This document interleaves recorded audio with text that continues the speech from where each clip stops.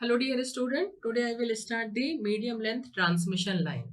तो medium length transmission line basically तीन parts में कैटेगराइज है, नॉमिनल टी, नॉमिनल पाई और सी मॉडल में.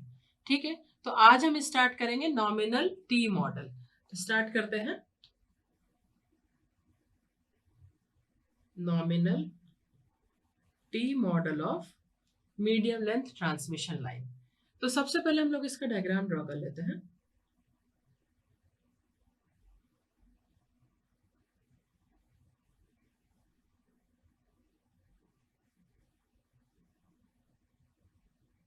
जैसा कि आप लोगों ने नेटवर्क में पढ़ा होगा टी मॉडल, उसी तरीके से यहाँ पर भी क्या है, आपका टी फॉर्म में आपका जो नेटवर्क है वो डिजाइंड है.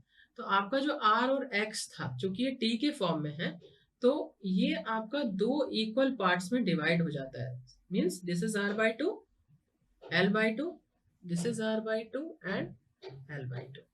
ठीक है, ये क्या हो जाएगा आपका जेड बाई टू. राइट.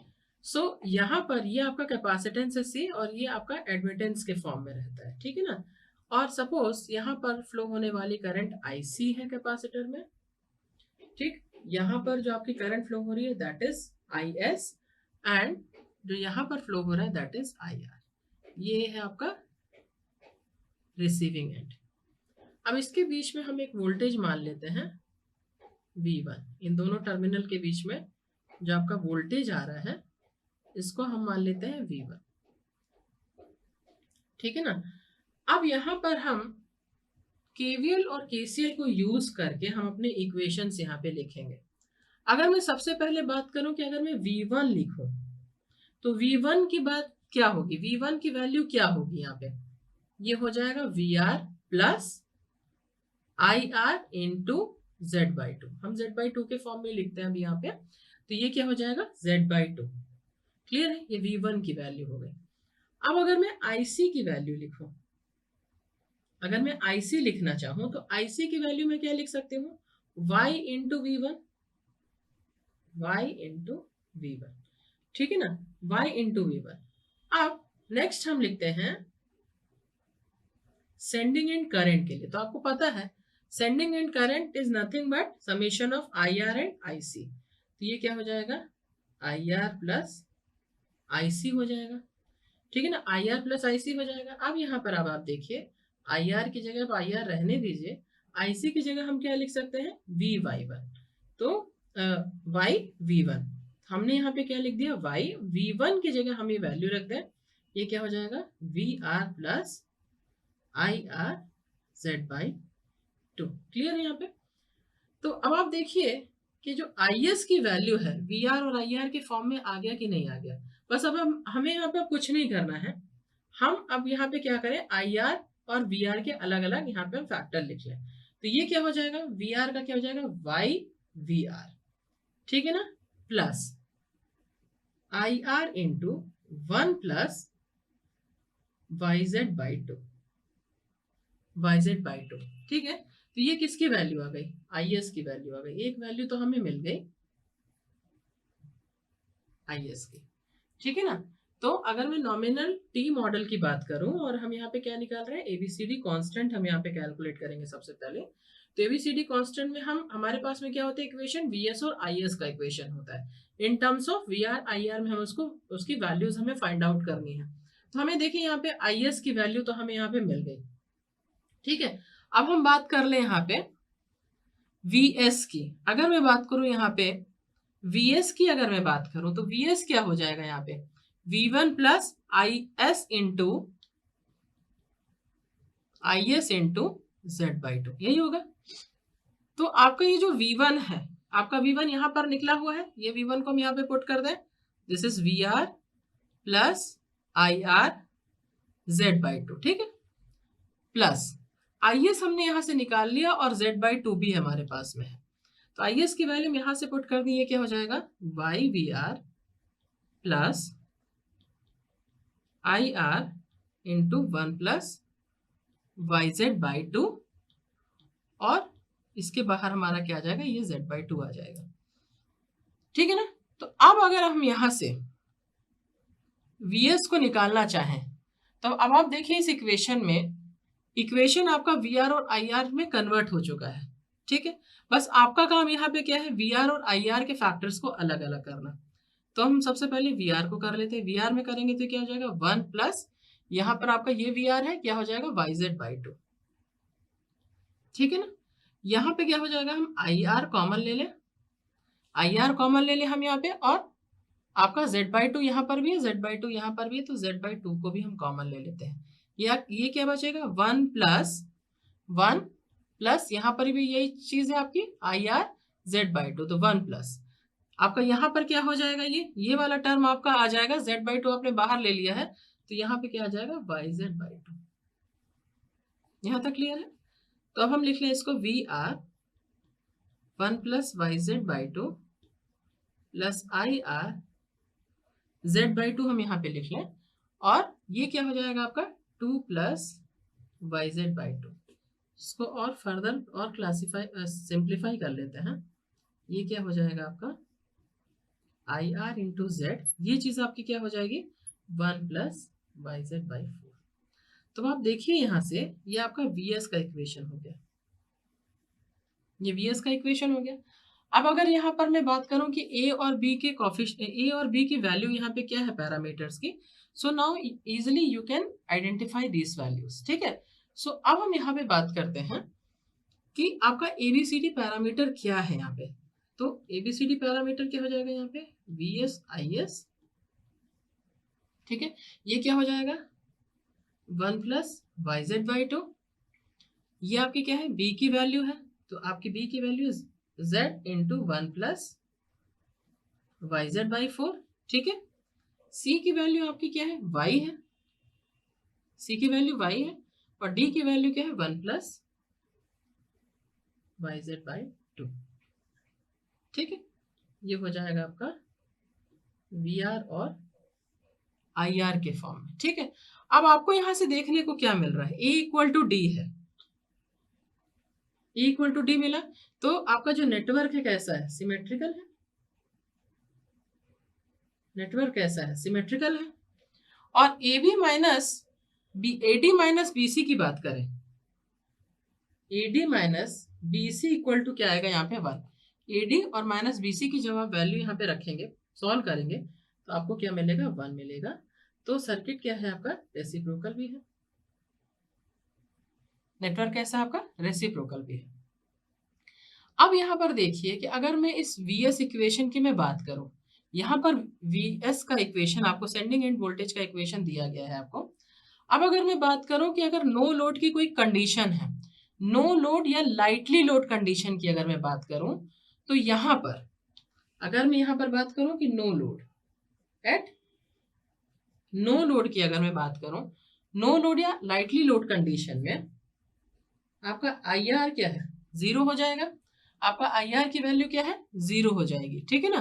तो यहाँ पर जो आपको वी आर की वैल्यू मिलेगी, जो आपको रिसीविंग एंड की जो वैल्यू मिलेगी आपको, that is V S divided by 1 plus Y Z by two, 1 plus Y Z by two मिलेगा आपको यहाँ पे।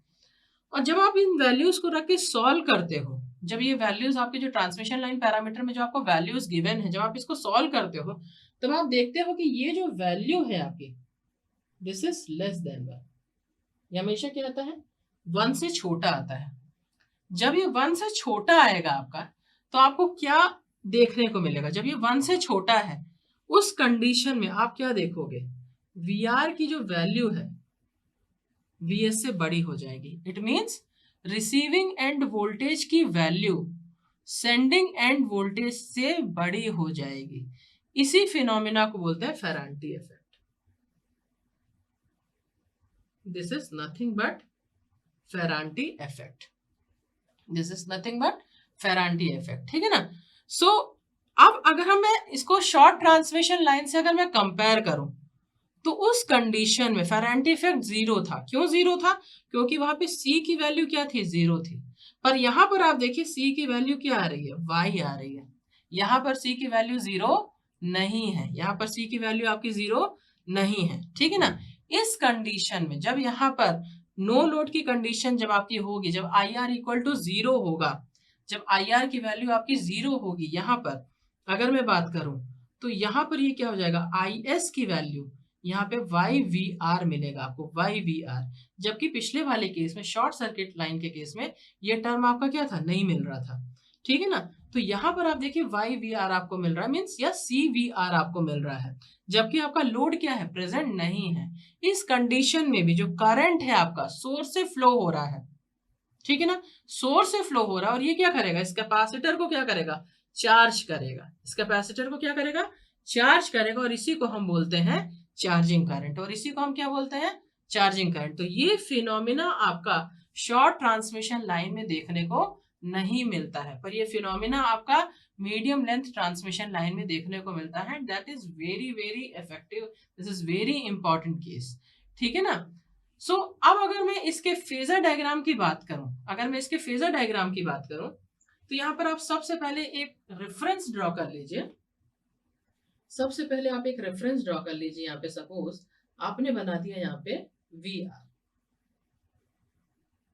आपने यहाँ पे एक वी आर रेफरेंस बना दिया।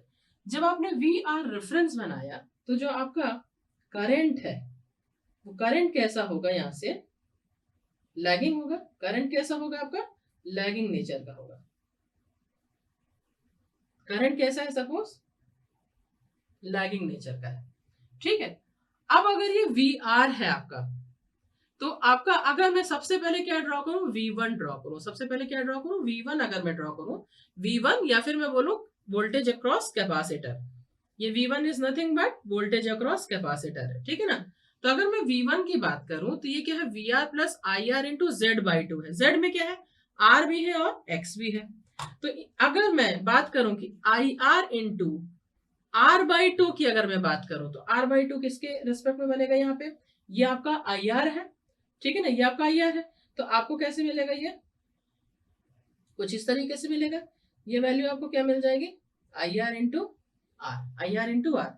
इसके जस्ट परपेंडिकुलर में आपको जो वैल्यू मिलेगी that is IR into X/2। ये R/2 है, क्योंकि यहाँ पर ये क्या है, Z/2 के फॉर्म में है। ठीक है ना। तो अब ये जो वैल्यू आपको मिली है यहाँ पे, इसको थोड़ा सा और इंक्रीज कर देते हैं।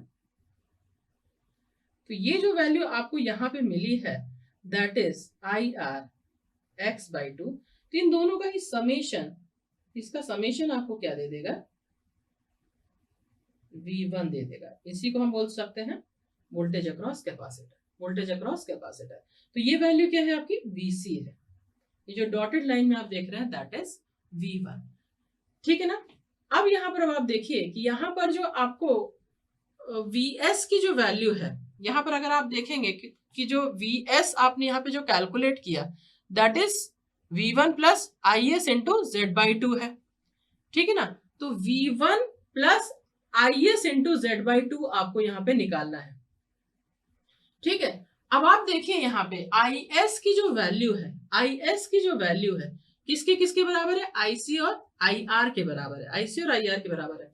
तो अगर ये आपका VC हो गया तो आपका IC, आपका जो IC की वैल्यू होगी कुछ इस तरीके से मिल सकता है आपको, लीडिंग टू दिस। ठीक है। तो इसी के जस्ट पैरेलल में हमने यहाँ पर क्या बना दिया, IC बना दिया, और इन दोनों का ही समेशन आपको क्या मिल जाएगा, IS। अब अगर ये IS है तो आपको क्या मिल जाएगा यहाँ पे, IS into R/2, IS into R/2 यहां पर मिल जाएगा आपको। यहां पर IS इंटू R/2 V1 आपको मिल चुका है, IS into R/2 plus R plus GX यहाँ पे। इसी का जस्ट परपेंडिकुलर में यदि आप ड्रॉ करेंगे तो आपको क्या मिल जाएगा, IS इंटू X/2। ठीक है। तो ये क्या हो जाएगा, V1 plus IS into Z/2 आपने ड्रॉ कर लिया। जब आप इसको ऐड कर देंगे तो आपको क्या वैल्यू मिलेगी, VS की वैल्यू मिलेगी। आपको क्या वैल्यू मिल जाएगी, VS की वैल्यू। सो अगर आपके पास में इक्वेशंस अगर आपको क्लियर है, अगर आपको इक्वेशंस बहुत अच्छे से क्लियर हैं, तो आप बहुत ही आसानी के साथ में आप किसी भी नेटवर्क का फेजर डायग्राम बहुत अच्छे से बना सकते हैं। ठीक है ना। तो ये था आपका नॉमिनल टी नेटवर्क, जहां पर आपने सबसे जो इंपॉर्टेंट पैरामीटर देखा वो क्या था, चार्जिंग ऑफ कैपेसिटेंस, और जहां पर आपका कैपेसिटिव इफेक्ट होने के कारण फेरेंटी इफेक्ट आपका जनरेट होता है, जो कि आपका शॉर्ट ट्रांसमिशन लाइन में देखने को नहीं मिलता है।